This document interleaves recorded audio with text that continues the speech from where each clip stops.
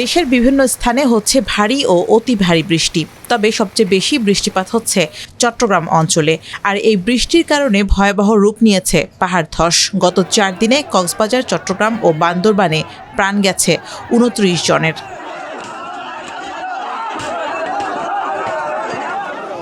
পাহাড় ধসের সবচেয়ে বেশি ঝুঁকিতে কক্সবাজারের রোহিঙ্গা ক্যাম্পগুলো। 33টি ক্যাম্পের মধ্যে অন্তত 9টি যেন মৃত্যুফাদ।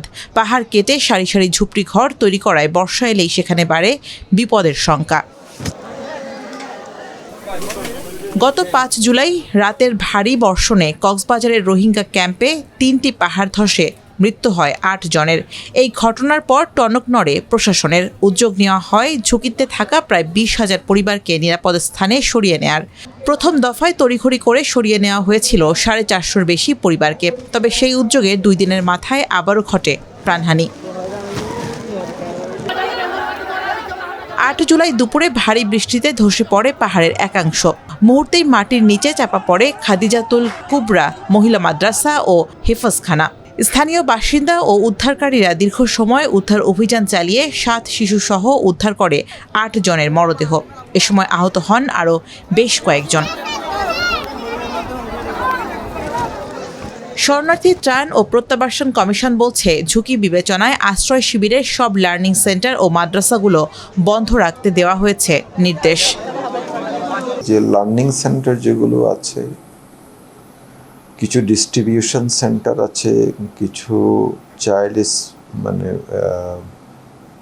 উইমেন স্পেস, চাইল্ড স্পেস কিছু আছে, এগুলোতে আমরা সাধারণত ওদেরকে সরিয়ে নিই। কিন্তু আর্থিক সংকটের কারণে লার্নিং সেন্টারগুলো প্রায় এগুলো অবস্থা ভালো না। ফলে আত্মীয় স্বজনের ঘরবাড়িতে কিংবা কিছু কমিউনাল স্পেসে আমরা ওদেরকে সরিয়ে নেওয়ার চেষ্টা করছি। এটা চলছে।